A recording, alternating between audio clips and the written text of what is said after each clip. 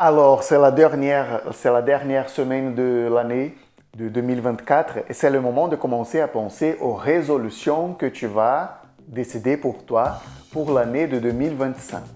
Donc, dans cette vidéo, je souhaite transformer cet exercice de résolution en écriture créative. Et pour le coup, je suis en train de parler directement avec toi qui parle français comme langue étrangère.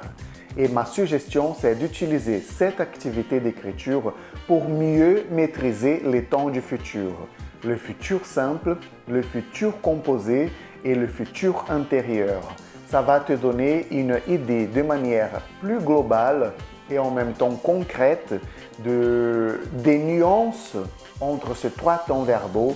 Quand est-ce qu'on doit utiliser l'un ou l'autre ou quels sont les effets qu'on provoque chez le lecteur quand on utilise l'un ou l'autre.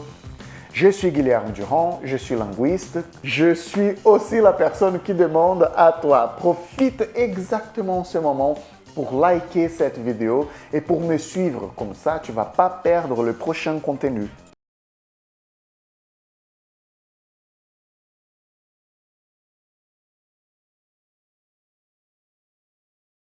Alors, la première chose que je vais te proposer, c'est de identifier tout simplement quels sont ces trois temps verbaux. Donc, on a là, par exemple, le futur simple, c'est je lirai un livre. C'est simple en opposition au composé. Tout ce qui est composé, il y a des morceaux qu'il faut assembler. Si le futur composé, c'est celui-ci du milieu, tu vas utiliser le pronom, le sujet, tout simplement, le verbe aller plus le verbe à l'infinitif. Je vais parler, tu vas lire.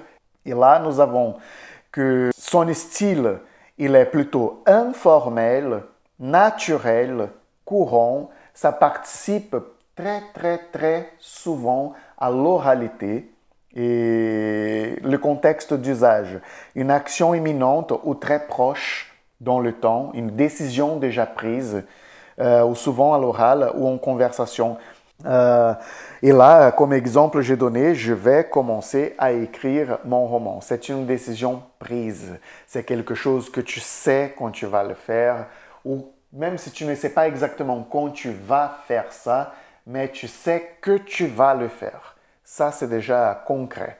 D'accord? La deuxième que je propose, c'est le futur simple, qui est plutôt neutre, formel, élégant, et qu'on utilise quand l'action elle est plus distante de nous, elle est plus éloignée.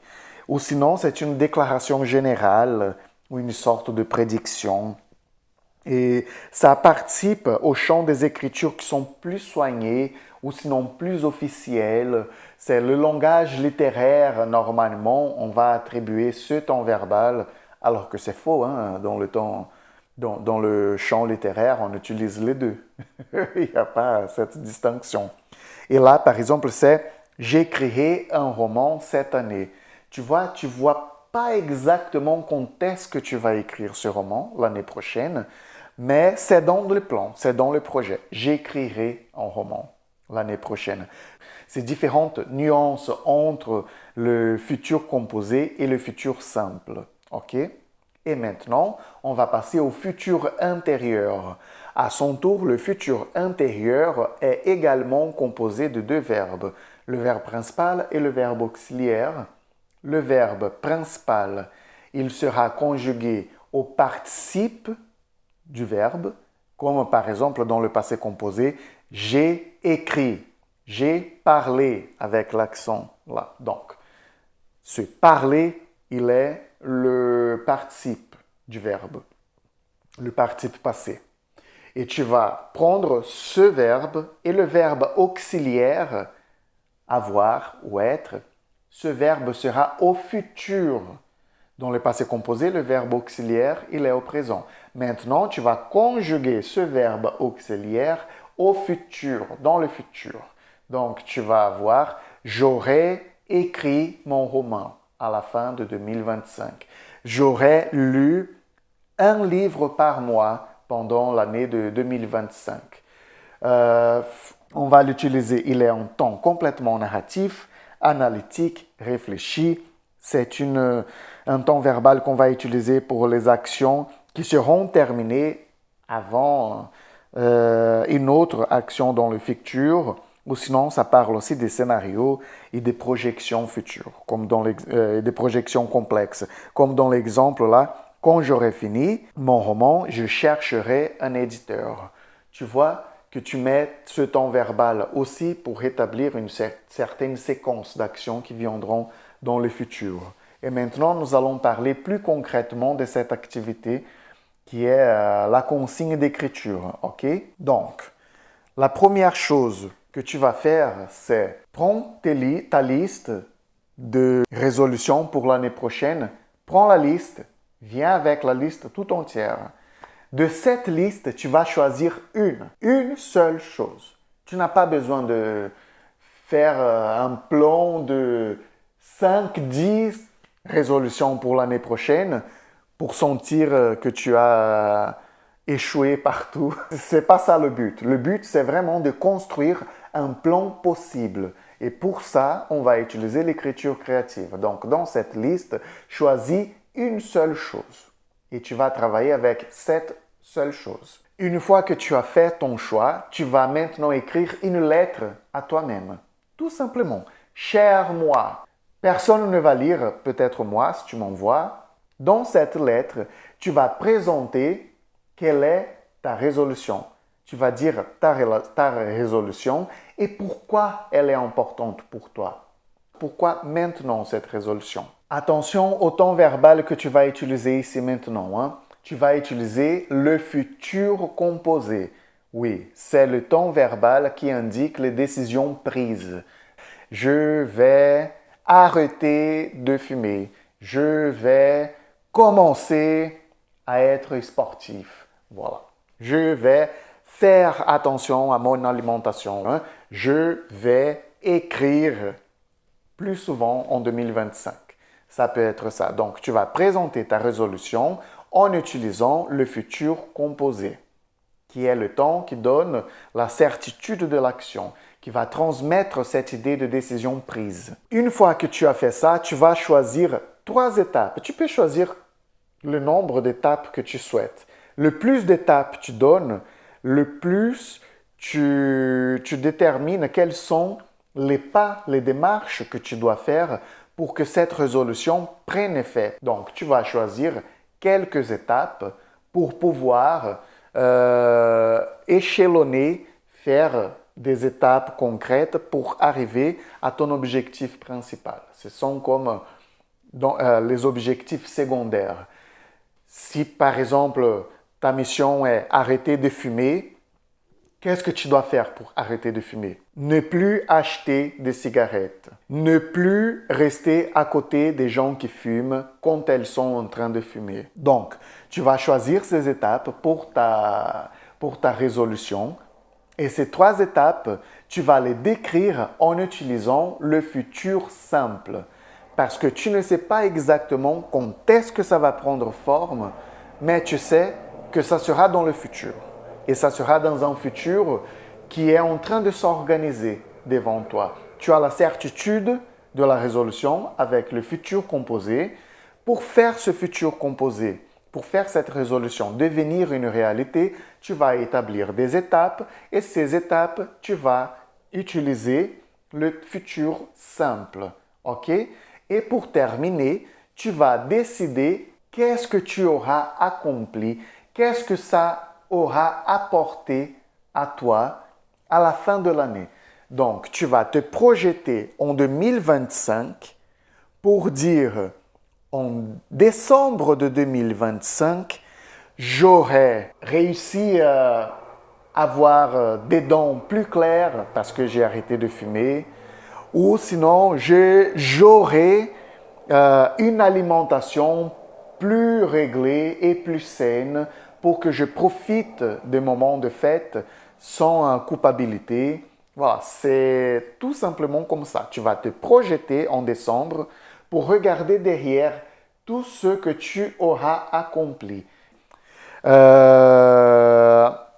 Tu vas utiliser le futur intérieur pour regarder derrière toi. tu vas te projeter en décembre 2025 et regarder derrière toi pour voir les choses que tu auras accomplies dans cette année. Comme dans cette phrase, que tu auras accompli. Tu. Pour faire plus clair, j'ai préparé ici un petit exemple que je vais explorer avec vous. Cher moi, cette année, je vais intégrer l'écriture créative dans mon quotidien. Je vais, ça c'est décidé, ça c'est fait. C'est une décision prise. Je vais intégrer. Ici, nous avons le futur composé. C'est plus qu'une simple résolution. C'est un acte de reconquête, une manière de donner un sens à mes journées, de transformer mes pensées en mots et mes émotions en récits. L'écriture sera mon refuge, mon miroir, mon terrain de jeu. Tout simplement ici, on utilise déjà le futur simple pour dire une chose qui va se concrétiser encore, qui va prendre forme au fur et à mesure que le temps passe dans le futur. Et ça, on comprend parce que c'est le verbe, le futur simple, qui exprime ces valeurs, ces nuances de sens. Comment je vais y arriver? Regarde la détermination qui existe ici. Comment je vais y arriver? Cette détermination exprimée à l'aide du futur composé. 1.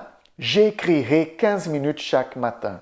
Donc là, on prévoit qu'on va faire et qu'on va mettre ça en action, mais on ne sait pas exactement quand on va faire ça. Et cette expression, cette valeur s'exprime par l'utilisation du futur simple. OK? En même temps, ça donne une certaine élégance à ton texte. J'écrirai 15 minutes chaque matin. Peu importe où je suis ou ce que je ressens. 2. Je participerai à un atelier d'écriture chaque mois pour apprendre à partager avec des autres. Donc, je participerai, encore le futur simple. Je terminerai un texte long avant la fin de l'année, une histoire qui portera ma voix. Tu vois, ici, on utilise le futur simple justement pour donner cette nuance. En décembre 2025, attention, on va se projeter en décembre pour regarder derrière. Et ce derrière, c'est par rapport à aujourd'hui, c'est toujours dans le futur. En décembre 2025, je regarderai en arrière. J'aurai écrit chaque jour. Explorer mes idées et trouver ma propre voie littéraire.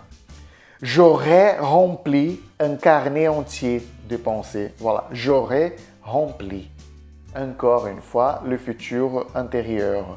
Un carnet entier de pensées et de récits, participer à des rencontres enrichissantes et peut-être même partager mon travail avec d'autres. Voilà. J'aurais découvert que l'écriture n'est pas un luxe, mais une partie essentielle de qui je suis. Alors tiens bon, chaque mot compte. Avec tendresse, moi. J'ai écrit ce texte pour donner comme exemple. Et si toi, tu décides de faire cet exercice et que tu souhaites te faire lire l'opportunité là, je t'invite à venir directement sur mon site parcoursécrire.fr et tout simplement déposer ton texte à la lecture. Si tu souhaites que ton texte soit lu dans l'anonymat, que je ne dise pas ton prénom, ton nom, donc ne t'identifie pas dans le texte, tu vas t'identifier tout simplement dans les formulaires et dans ton texte, tu peux commencer, pas grave si tu utilises mon nom, je veux que tu ne m'identifies pas, d'accord? Si je prends ton texte pour le lire, je vais l'utiliser dans une vidéo et si j'utilise ton texte dans une vidéo, je vais t'écrire pour te dire voilà, ton texte a été utilisé et il sera présent dans la vidéo qui va sortir telle date. Comme ça, tu es sûr de ne pas louper l'information. D'accord? Donc, je m'arrête ici. Je te souhaite un bon moment d'écriture. Aussi, je te souhaite une année de 2025 pleine de réalisations et surtout que cette résolution que tu auras écrite dans la lettre, qu'elle se concrétise dans tes projets. D'accord? un bon temps d'écriture et on se voit l'année prochaine. Au revoir.